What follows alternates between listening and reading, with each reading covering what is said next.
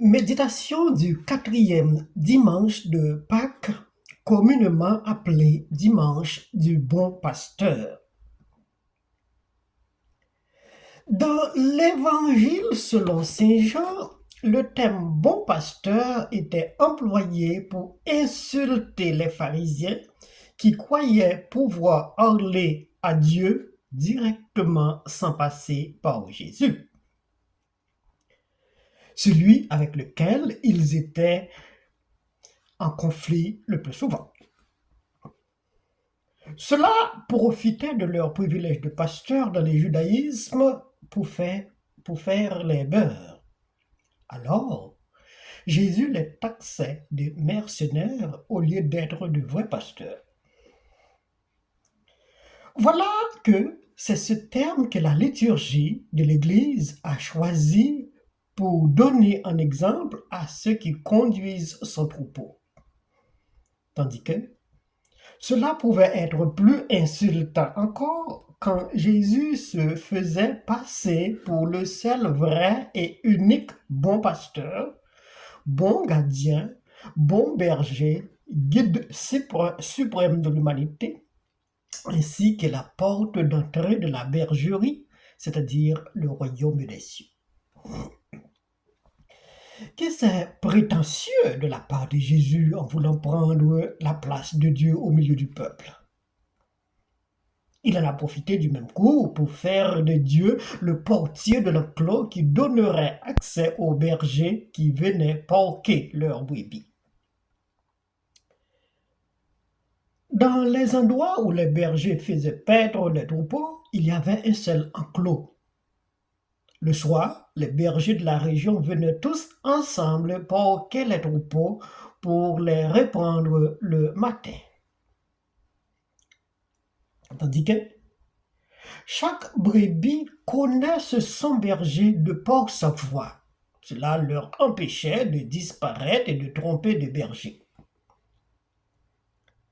Si Jésus maîtrisait parfaitement bien la méthode de la pêche, et c'est de celle-là qu'il a servi pour instituer son Église, cela ne l'empêche pas de connaître aussi celle du gadinage, de laquelle image il a utilisé pour s'adresser aux pharisiens qui ne traitaient pas bien les gens de leur religion comme cela devait être. Voilà pourquoi, de temps à autre, il faisait un va-et-vient au milieu des trois grands métiers de la région: la pêche, le gadinage et l'agriculture, pour se moquer en parabole de ses détracteurs. Le nom pasteur est tiré du verbe paître. Il est aussi valable pour ceux qui font du gadinage que ceux qui font de l'agriculture.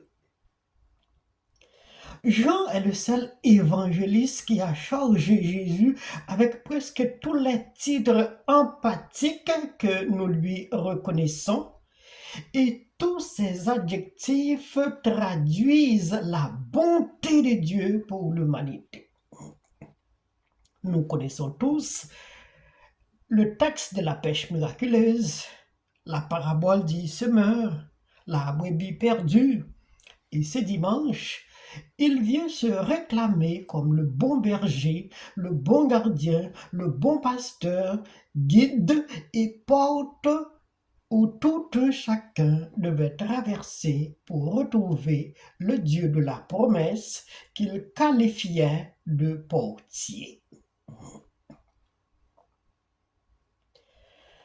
Jésus disait qu'il est la porte dans le sens de nous faire savoir qu'aucun ne va au Père sans passer par lui, comme il nous le dira dans le texte de l'Évangile du dimanche prochain. Vous croyez en Dieu, croyez aussi en moi. Faisons une sorte de théorie de la porte. Imaginons une maison sans porte située dans une région tropicale où les gens à l'intérieur, suffocants de chaleur, seraient dans l'impossibilité de sortir. De même pour ceux à l'extérieur, calcinés d'une forme de la même chaleur, désirant d'y entrer, malgré les intempéries, elles n'auront pas accès. Ce serait aussi La même situation pour une maison située dans une région hivernale. Ceux qui sont à l'extérieur gèlent de froid, se trouvaient dans l'embarras d'y pénétrer, comme ceux qui sont à l'intérieur tremblent aussi sans pouvoir voir les dehors. C'est cette fragilité humaine que Jean voulait introduire à notre propre interrogation. Aussi, il nous propose une alternative. Si la situation est telle qu'elle est, pourquoi ne pas se confier en Dieu?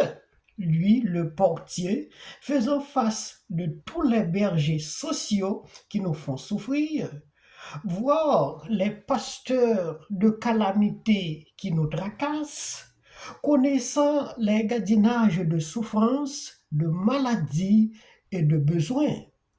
Il sait de quoi sommes-nous embarrassés et lui seul peut nous admettre dans le royaume où nous trouverons un repos définitif qui ne nécessiterait pas un aller-venir. Pour nous, la belle aubaine.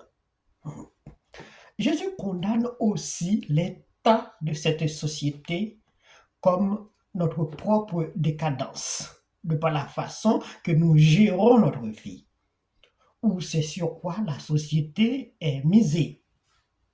Voilà pourquoi il nous propose un autre choix, une autre alternative pour nous aider à sortir de notre stagnation. Venez à moi, vous qui peinez, vous qui ployez sur le fardeau, et moi je vous soulagerai et vous conduirai dans la bergerie de mon Père, où vous trouverez un repos éternel.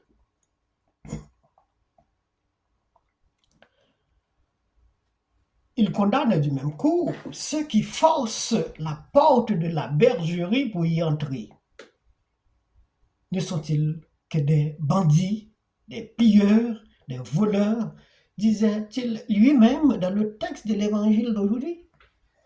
Peut-être une prédiction de sa part. Dirait-on qu'on assiste à ce phénomène aujourd'hui dans l'Église? Des hommes dépourvus de toute dextérité au point de vue moral, une carence de capacité et de compétences, mais aussi sans aucune pudeur dans le métier, dans le sens éthique du terme. En même temps, ils ne sont que des pilleurs des vains peuples, en exigeant tout sans rien donner en retour.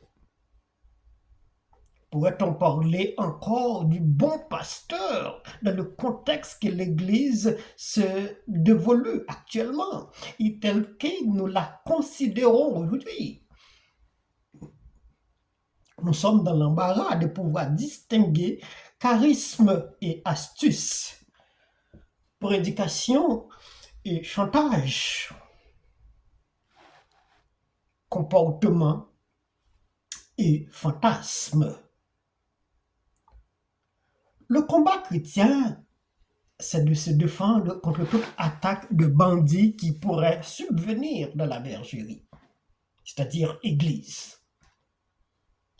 Ce discours du bon pasteur succède directement à la guérison de l'aveugle-né au 9e chapitre de ce même évangile. Les pharisiens chassant du temple un aveugle à la recherche du réconfort. Cet aveugle a été chassé après avoir trouvé le réconfort qu'il cherchait par sa guérison.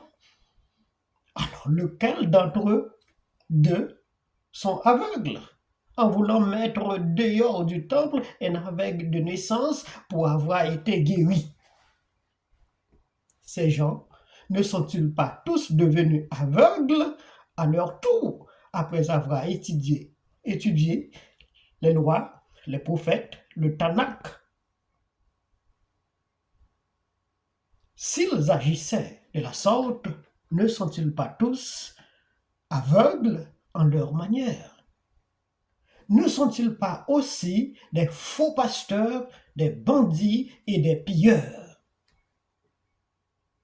Voilà le message de la résurrection et du ressuscité.